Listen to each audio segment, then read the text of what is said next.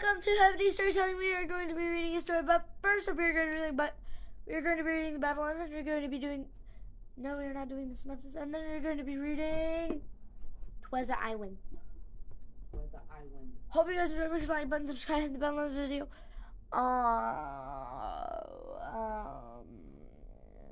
Tootsie Roll. Random. All right, so as always, I'll hit the do not disturb button. All right, thank you so much for tuning in, and we're on 1 Corinthians chapter 12, and I have my reading glasses on this time. So we're going to be reading from the English Standard Version of the Bible, and let me go ahead and begin. Now concerning spiritual gifts, brothers, I do not want you to be uninformed. You know that when you were pagans, you were led astray to mute idols, however you were led. Therefore, I want you to understand that no one speaking in the Spirit of God ever says Jesus is accursed, and no one can say Jesus is Lord except in the Holy Spirit. Now there are varieties of gifts, but the same Spirit. And there are varieties of service, but the same Lord. And there are varieties of activities, but it is the same God who empowers them all in everyone. To each is given the manifestation of the Spirit for the common good, for to one is given through the Spirit the utterance of wisdom, and to another the utterance of knowledge according to the same Spirit, to another faith by the same Spirit, to another gifts of healing by the one Spirit, to another the working of miracles, to another prophecy, to another the ability to distinguish between spirits, to another various kinds of tongues, to another the interpretation of tongues. All these are empowered by one and the same Spirit, who apportions to each one individually as he wills. For just as the body is one and has many members, and all the members of the body, though many, are one body, so it is with Christ. For in one Spirit we were all baptized into one body, Jews or Greeks, slaves or free, and all were made to drink of one Spirit. For the body does not consist of one member, but of many. If the foot should say, "Because I am not a hand, I do not belong to the body," that would not make it any less a part of the body. And if the ear should say, "Because I am not an eye, I do not belong to the body," that would not make it any less a part of the body. If the whole body were an eye, where would be the sense of hearing? If the whole body were an ear, where would be the sense of smell? But as it is, God arranged the members in the body, each one of them as he chose. If all were a single member, where would the body be? As it is, there are many parts, yet one body. The eye cannot say to the hand, "I have no need of you," nor again the head to the feet, "I have no need of you." On the contrary, the parts of the body that seem to be weaker are indispensable, and on those parts of the body that we think less honorable, we bestow the greatest honor, and our unpresentable parts are treated with greater modesty, which our more presentable parts do not require. But God has so composed the body, giving greater honor to the part that lacked it, that there may be no division in the body, but that the members may have the same care for one another. If one member suffers, all suffer together. If one member is honored, all rejoice together. Now you are the body of Christ, and individually members of it. And God has appointed in the church first apostles, second prophets, third teachers, then miracles, then gifts of healing, helping, administering, and various kinds of tongues. Are all apostles? Are all prophets? Are all teachers? Do all work miracles? Do all possess gifts of healing? Do all speak with tongues? Do all interpret? But earnestly desire the higher gifts, and I will show you a still more excellent way. And in that, the chapter 13 really comes out of this chapter that we just read. A lot of times, chapter 13 is thought of about love that we have for each other, but it's really love that we have for the body each other in the body, and the body has for itself. So we'll get to chapter 13 next time. Sorry, that was a little louder than I meant. And so JJ reminded me what happened in the last chapter. Basically, there was some fighting broke out, and a shark ate the island, and that was the tragic ending of the story. However, we have more chapters to go. So, if you want to know what the real last chapter was about, then you need to watch the last episode, because we don't have our synopsizer synopsizing right now, and she will be with us on the next story. So, we're reading chapter 24, which is called The Cruise of the Coracle. If you remember, Jim was riding around in this smaller boat, and there was a fight between Hans and somebody I can't remember. And all right, so we're going to continue with chapter 4, The Cruise of the Coracle. It was broad day when I awoke and found myself tossing at the southwest end of Treasure Island. The sun was up, but was still hid from me behind the great bulk of the spyglass, which on this side descended almost to the sea in formidable cliffs. Hull bow line, head, and mizzenmast hill were at my elbow, the hill bare and dark, the head bound with cliffs 40 or 50 feet high, and fringed with great masses of fallen rock. I was scarce a quarter of a mile to seaward, and it was my first thought to paddle in and land. That notion was soon given over. Among the fallen rocks the breakers spouted and bellowed loud reverberations. Heavy sprays, flying and falling, succeeded one another from second to second, and I saw myself, if I ventured nearer, dashed to death upon the rough shore, or spending my strength in vain to scale the beetling crags. Nor was that all, for crawling together on flat tables of rock, or letting themselves drop into the sea with loud reports, I beheld huge slimy monsters, soft snails as it were, of incredible bigness, 2 or 3 score of them together, making the rocks to echo with their barkings. I have understood since that they were sea lions and entirely harmless, but the look of them added to the difficulty of the shore and the high running of the surf, and more than enough to disgust me of that landing place. I felt willing rather to starve at sea than to confront such perils. In the meantime, I had a better chance, as I supposed, before me. North of Haubeline Head, the land runs in a long way, leaving, at low tide, a long stretch of yellow sand. To the north of that, again, there comes another Cape of the Woods, as it was marked upon the chart, buried in tall green pines which descended to the margin of the sea. I remembered what Silver had said about the current that sets northward along the whole west coast of Treasure Island, and seeing that my position that I was already under its influence, I preferred to leave Haubeline Head behind me and reserve my strength for an attempt to land upon the kindlier-looking Cape of the Woods. There was a great smooth swell upon the sea, the wind blowing steadily and gentle from the south. There was no contrariety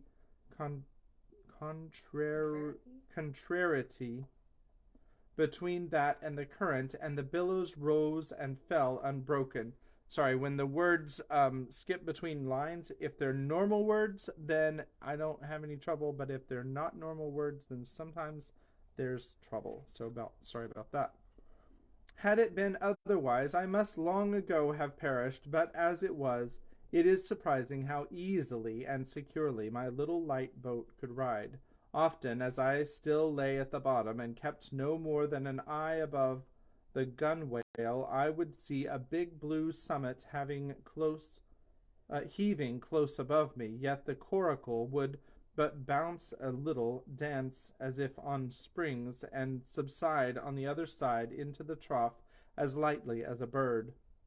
I began after a little to grow very bold, and sat up to try my skill at paddling, but even a small change in the disposition of the weight will produce violent changes in the behavior of a coracle, and I had hardly moved before the boat, giving up at once her gentle dancing movement, ran straight down a slope of water so steep that it made me giddy, and struck her nose with a spout of spray deep in the side of the next wave. I was drenched and terrified, and fell instantly back into my old position, whereupon the coracle seemed to find her head again, and led me as softly as before among the billows. It was plain she was not to be interfered with, and at that rate, since I could in no way influence her course, what hope had I left of reaching land? I began to be horribly frightened, but I kept my head for all that. First moving with all care, I gradually bailed out the coracle with my sea cap. Then, getting my eye once more above the gunwale, I set myself to study how it was she managed to slip so quietly through the rollers. I found each wave, instead of the big, smooth, glossy mountain it looks from shore, or from a vessel's deck, was for all the world like any range of hills on the dry land, full of peaks and smooth places and valleys. The coracle, left to herself, turning from side to side, threaded, so to speak, her way through these lower parts, and avoided the steep slopes and higher, toppling summits of the wave.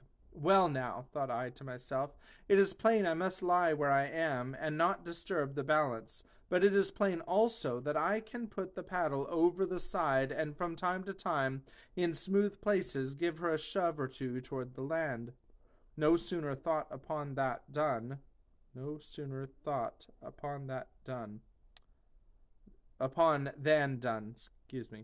There I lay on my elbows in the most trying attitude, and every now and again gave a weak stroke or two to turn her head to shore. It was very tiring and slow work, yet I did visibly gain ground, and as we drew near the Cape of the Woods, though I saw I must infallibly miss that point, I had still made some 100 yards of easting. I was indeed close in. I could see the cool green treetops swaying together in the breeze, and I felt sure I should make the next promontory without fail. It was high time, for I now began to be tortured with thirst. The glow of the sun from above, its thousand-fold reflection from the waves, the sea water that fell and dried upon me, caking my very lips with salt, combined to make my throat burn and my brain ache. The sight of the trees so near at hand had almost made me sick with longing, but the current had soon carried me past that point, and as the next reach of sea opened out, I beheld a sight that changed the nature of my thoughts. And I turned 2 pages. There we go. Right in front of me, not half a mile away, I beheld the Hispaniola under sail. I made sure, of course, that I should be taken, but I was so distressed for want of water that I scarce knew whether to be glad or sorry at the thought, and long before I had come to a conclusion, surprise had taken possession of my mind, and I could do nothing but stare and wonder. The Hispaniola was under her mainsail, and 2 jibs and the beautiful white canvas shone in the sun like snow or silver. When I first sighted her, all her sails were drawing. She was laying a course about northwest, and I presumed the men on board were going round in the island on their way back to the anchorage. Presently she began to fetch more and more to the westward, so that I thought they had sighted me and were going about in chase. At last, however, she fell right into the wind's eye, was taken dead aback, and stood there a while helpless, with her sails shivering. Clumsy fellows, said I. They must still be drunk as owls, and I thought how Captain Smollett would have set them skipping. Meanwhile the schooner gradually fell off, and filled again upon another tack, sailed swiftly for a minute or so, and brought up once more dead in the wind's eye. Again and again was this repeated, to and fro, up and down, north, south, east, and west. The Hispaniola sailed by swoops and dashes, and at each repetition ended as she had begun, with idly flapping canvas. It became plain to me that nobody was steering, And if so, where were the men? Either they were dead drunk or had deserted her, I thought, and perhaps if I could get on board I might return the vessel to her captain. The current was bearing Coracle and schooner southward at an equal rate. As for the latter's sailing, it was so wild and intermittent and she hung each time so long in irons that she certainly gained nothing if she did not even lose. If only I dared to sit up and paddle, I made sure that I could overhaul her. The scheme had an air of adventure that inspired me, and the thought of the water breaker beside the fore companion doubled my growing courage. Up I got, was welcomed up almost instantly by another cloud of spray, but this time stuck to my purpose and set myself with all my strength and caution to paddle after the unsteered Hispaniola. Once I shipped a sea so heavy that I had to stop and bail with my heart fluttering like a bird, but gradually I got into the way of the thing and guided my coracle among the waves, with only now and then a blow upon her bows, and a dash of foam in my face. I was now gaining rapidly on the schooner. I could see the brass glisten on the tiller as it banged about, and still no soul appeared upon her decks. I could not choose but suppose she was deserted. If not, the men were lying drunk below, where I might batten them down, perhaps, and do what I chose with the ship. For some time she had been doing the worst thing possible for me, standing still. She headed nearly due south, yawing, of course, all the time. Each time she fell off her sails partly filled, and these brought her, in a moment, right to the wind again. I have said this was the worst thing possible for me, for helpless as she looked in this situation, with the canvas cracking like cannon, and the blocks trundling and banging on the deck, she still continued to run away from me, not only with the speed of the current, but by the whole amount of her leeway, which was naturally great.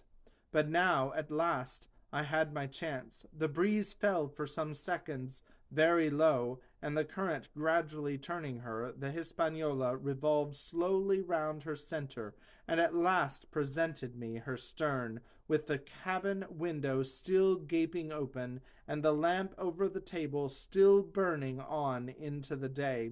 The mainsail hung drooped like a banner. She was stock still, but for the current. For the last little while I had even lost, but now, redoubling my efforts, I began once more to overhaul the chase. I was not 100 yards from her when the wind came again in a clap. She filled on the port tack and was off again, stooping and skimming like a swallow. My first impulse was one of despair, but my second was toward joy. Round she came till she was broadside on to me, round still till she had covered a half, and then 2/3, and then 3/4 of the distance that separated us. I could see the waves boiling white under her forefoot. Immensely tall she looked to me from the low station on the Coracle, and then of a sudden I began to comprehend. I had scarce time to think, scarce time to act and save myself. I was on the summit of one swell when the schooner came stooping over the next. The bowsprit was over my head. I sprang to my feet and leapt, stamping the coracle under the water. With one hand I caught the jib boom, while my foot was lodged between the stay and the brace, and as I still clung there panting, a dull blow told me that the schooner had charged down upon and struck the coracle, and that I was left without retreat on the Hispaniola. Chapter 25. I Strike the Jolly Roger. I had scarce gained a position on the bowsprit when the flying jib flapped and filled upon the other tack with a report like a gun. The schooner trembled to her keel under the reverse, but next moment the other sails still drawing, the jib flapped back again and hung idle. This had nearly tossed me off into the sea, and now I lost no time, crawled back along the bowsprit, and tumbled head foremost on the deck. I was on the lee side of the forecastle, and the mainsail, which was still drawing, concealed from me a certain portion of the after deck.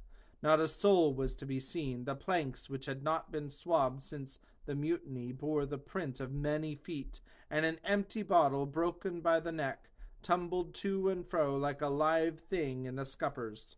Suddenly the Hispaniola came right into the wind. The jibs behind me cracked aloud. The rudder slammed to. The whole ship gave a sickening heave and a shudder, and at the same moment the main boom swung inboard, the sheet groaning in the blocks, and showed me the lee after deck.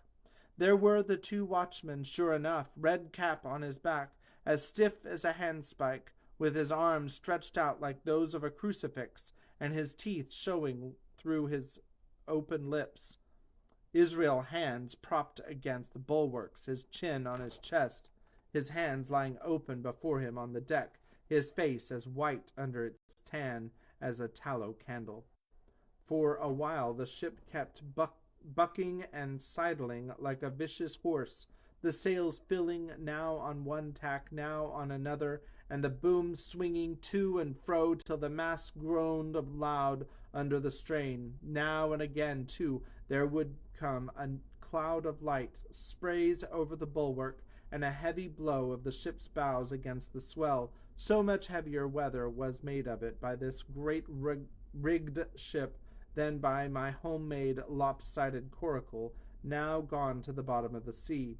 At every jump of the schooner, Red Cap slipped to and fro, but, what was ghastly to behold, neither his attitude nor his fixed teeth disclosing grin was any way disturbed by this rough usage. At every jump, too, Hans appeared still more to sink into himself and settle down upon the deck, his feet sliding ever the farther out, and the whole body canting toward the stern, so that his face became little by little hid from me, and at last I could see nothing beyond his ear and the frayed ringlet of one whisker. At the same time I observed around both of them splashes of dark blood upon the planks, and began to feel sure that they had killed each other in their drunken wrath. While I was thus looking and wondering in the calm moment, when the ship was still, Israel Hands turned partly round, and with a low moan writhed himself back to the position in which I had seen him first. The moan which told of pain and deadly weakness, and the way in which his jaw hung open, went right to my heart. But when I remembered the talk I had overheard from the apple barrel, all pity left me. I walked aft until I reached the mainmast. "Come aboard, Mr. Hands," I said ironically. He rolled his eyes round heavily, but he was too far gone to express surprise. All he could do was to utter one word, "Brandy." It occurred to me there was no time to lose. It should have been rum, apparently, from Pirates of the Caribbean, if you watch that stuff. It occurred to me there was no time to lose, and, dodging the boom as it once more lurched across the deck, I slipped aft and down the companion stairs into the cabin. It was such a scene of confusion as you can hardly fancy. All the lockfast places had been broken open in quest of the chart. The floor was thick with mud where ruffians had sat down to drink or consult after wading in the marshes round their camp. The bulkheads, all painted in clear white and beaded round with gilt, bore a pattern of dirty hands. Dozens of empty bottles clinked together in corners to the rolling of the ship. One of the doctor's medical books lay open on the table. Half of the leaves gutted out, I suppose, for pipe lights. In the midst of all this, the lamp still cast a smoky glow, obscure and brown as umber. I went into the cellar. All the barrels were gone, and of the bottles, a most surprising number had been drunk out and thrown away. Certainly, since the mutiny began, not a man of them could ever have been sober. Foraging about, I found a bottle with some brandy left. For Hans and for myself, I routed out some biscuit, some pickled fruits, a great bunch of raisins, and a piece of cheese. With these I came on deck, put down my own stock behind the rudder head, and well out of the coxswain's reach went forward to the water beaker and had a good deep drink of water, and then, and not till then, gave Hans the brandy. He must have drunk a gill before he took the bottle from his mouth. "Aye," said he, "by thunder, but I wanted some of that." I had sat down already in my own corner and begun to eat. "Much hurt?" I asked him. He grunted, or rather I might say he barked. "If that doctor was aboard," he said, "I'd be right enough in a couple of turns, but I don't have no manner of luck, you see, and that's what the matter with me. As for that swab, he's good and dead, he is," he added, indicating the man with the red cap. "He warn't no seaman, anyhow, and where mought you have come from?" "Well," said I, "I've come aboard to take possession of this ship, Mr. Hans, and you'll please regard me as your captain until further notice." He looked at me sourly enough, but said nothing. Some of the color had come back into his cheeks, though he still looked very sick, and still continued to slip out and settle down as the ship banged about. "By the by," I continued, "I can't have these colors, Mr. Hans, and by your leave I'll strike 'em. Better none than these." And again dodging the boom, I ran to the color lines, handed down the cursed black flag, and chucked it overboard. "God save the king," said I, waving my cap, "and there's an end to Captain Silver." He watched me keenly and slyly, his chin all the while on his breast. "I reckon," he said at last, "I reckon, Captain Hawkins, you're kind of want to get ashore now. S'pose we talks?" "Why, yes," says I, "with all my heart, Mr. Hans. Say on." And I went back to my meal with good appetite. "This man," he began, nodding feebly at the corpse, "O'Brien were his name. I rank Irelander. This man and me got the canvas on her, meaning for to sail her back. Well, he's dead now, he is, as dead as bilge, and who's to sail this ship I don't see. Without I gives you a hint, you ain't that man as far as I can tell. Now look here, you gives me food and drink, an old scarf or anchor to tie my wound up. Anchor?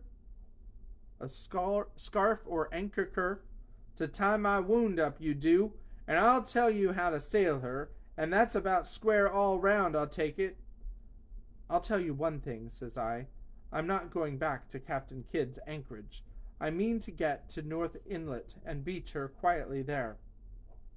"To be sure you did," he cried. "Why, I ain't sich a infernal lubber after all, I can see, can't I? I've tried my fling, I have. I've lost. And it's you has the wind of me. North Inlet, why, I haven't no choice now. I hope you sail her up to Execution Dock, by thunder, so I would." Well, as it seemed to me, there was some sense in this. We struck our bargain on the spot. In 3 minutes I had the Hispaniola sailing easily before the wind along the coast of Treasure Island, with good hopes of turning the northern point ere noon, and beating down again as far as North Inlet before high water, when we might beach her safely and wait till the subsiding tide permitted us to land. Then I lashed the tiller and went below to my own chest, where I got a soft silk handkerchief of my mother's. With this, and with my aid, Hans bound up the great bleeding stab he had received in the thigh, and after he had eaten a little and had a swallow or two more of the brandy, he began to pick up visibly, sat straighter up, spoke louder and clearer, and looked in every way another man. The breeze served us admirably. We skimmed before it like a bird, the coast of the island flashing by, and the view changing every minute. Soon we were past the high lands and bowling beside low, sandy country, sparsely dotted with dwarf pines, and soon we were beyond that again, and had turned the corner of the rocky hill that ends the island on the north. I was greatly elated with my new command, and pleased with that bright sunshiny weather and these different prospects of the coast. I had now plenty of water and good things to eat, and my conscience which had smitten me hard for my desertion, was quieted by the great conquest I had made. I should, I think, have had nothing left me to desire but for the eyes of the coxswain as they followed me derisively about the deck, and the odd smile that appeared continually on his face. It was a smile that had in it something both of pain and weakness, a haggard old man's smile, but there was, besides that, a grain of derision, a shadow of treachery in his expression as he craftily watched and watched and watched me at my work. And that is the end of chapter 25. Chapter 26 is called Israel Hands. The first word is the, and hopefully we get to it tomorrow night. And I look forward to seeing you then. So, when we also will be reading 1 Corinthians chapter 13, and so we will see you. Looks like we've got an art gallery coming, so I'm going to bid you adieu.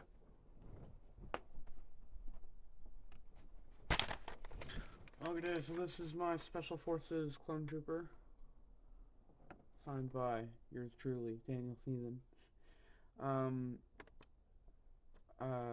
Yeah. Alright. Y'all have a great night. God bless. Bye.